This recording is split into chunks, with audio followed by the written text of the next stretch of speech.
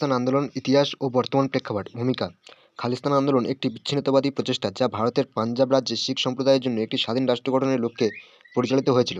1947 সালে ভারতের স্বাধীনতা ও দেশভাগের সময় থেকেই এই আন্দোলন বীজরোপিত হয়, তবে 1970 এবং 1980-র দশকে এটি তীব্র আকার ধারণ করে।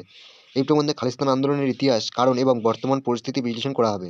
খালিস্তান আন্দোলনের উৎস: খালিস্তান শব্দটি খালসা থেকে এসেছে, যা শিখ ধর্মের পবিত্র সম্প্রদায়কে বোঝায়। স্বাধীনতা আন্দোলনের সময় শিখ নেতাদের মধ্যে একটি অংশ ধারণা করেছিল যে একটি স্বাধীন শিখ রাষ্ট্র গঠন করা উচিত, তবে ব্রিটিশ শাসন শেষ হওয়ার পর পাঞ্জাব ভারতের অংশ হয় এবং শিখ সম্প্রদায়ের একটি বড় অংশ ভারতের সাথে থাকার পক্ষে ছিল। প্রথম পর্ব: দেশভাগের সময় শিখদের অসন্তোষ। 1947 সালে দেশভাগে পাঞ্জাব রাজ্যের একটি বড় অংশ পাকিস্তানে চলে যায়।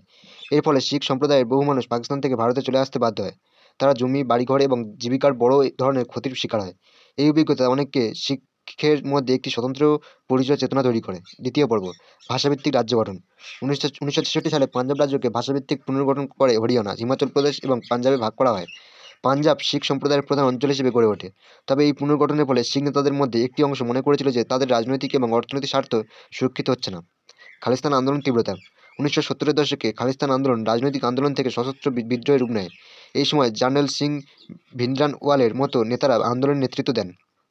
তারা দাবি করেছিলেন যে শিখদের ধর্মীয়, সাংস্কৃতিক এবং অর্থনৈতিক অধিকার ক্ষুণ্ণ হচ্ছে। অকালি দলের ভূমিকা: অকালি দল, যা শিখ সম্প্রদায়ের একটি প্রধান রাজনৈতিক দল, প্রাথমিকভাবে শিখ স্বার্থের প্রতিনিধিত্ব করত। তারা পাঞ্জাবে জল, কৃষি এবং অন্যান্য অর্থনৈতিক সম্পদের উপর অধিকারের দাবিতে আন্দোলন করেছিল। তবে এই আন্দোলন ধীরে ধীরে খালিস্তানের দাবিতে পরিণত হয়। সশস্ত্র সংগ্রাম: 1980-র দশকে খালিস্তান আন্দোলন চরমপন্থী রূপ নেয়। ভিন্দ্রানওয়ালে এবং তার অনুসারীরা স্বশাসনের দাবি তোলেন এবং অস্ত্র ব্যবহার শুরু করেন। পাঞ্জাবে বহু সহিংস ঘটনা ঘটে, যার মধ্যে নিরাপত্তা বাহিনীর সদস্য এবং সাধারণ মানুষের হতাহতের সংখ্যা বেড়ে যায়। অপারেশন ব্লু স্টার: 1984 সালে ইন্দিরা গান্ধীর নেতৃত্বাধীন সরকার পাঞ্জাবের অমৃত শহরে স্বর্ণ মন্দিরে অপারেশন ব্লু স্টার পরিচালনা করে।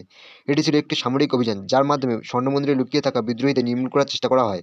এই অভিযানে ভিন্দ্রানওয়ালে সহ বহু বিদ্রোহী নিহত হন, তবে অপারেশন ব্লু স্টার শিখ সম্প্রদায়ের মধ্যে গভীর ক্ষোভ এবং বিদ্বেষ সৃষ্টি করে।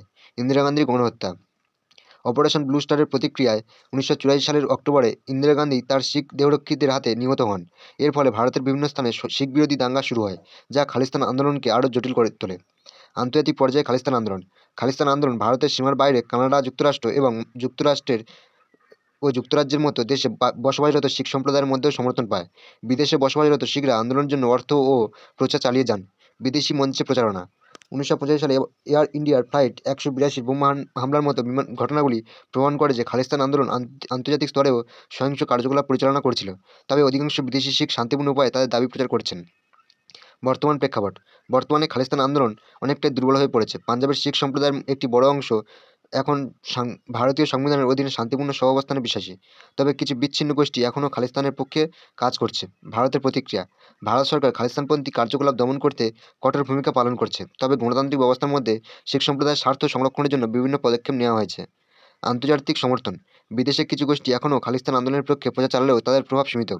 বর্তমান সময়ে আন্দোলনের তুলনায় শিখ সম্প্রদায়ের সামাজিক ও সাংস্কৃতিক উন্নয়ন বেশি গুরুত্ব পাচ্ছে। উপসংহার: খালিস্তান আন্দোলন ভারতীয় উপমহাদেশের ইতিহাসে একটি গুরুত্বপূর্ণ অধ্যায়।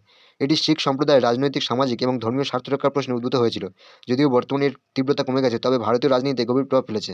ভবিষ্যতে শান্তি এবং সম্প্রীতির মাধ্যমে সমস্যাগুলি সমাধান করা সম্ভব হবে যদি উভয় পক্ষের মধ্যে বিশ্বাস এবং সহযোগিতা স্থাপিত হয়।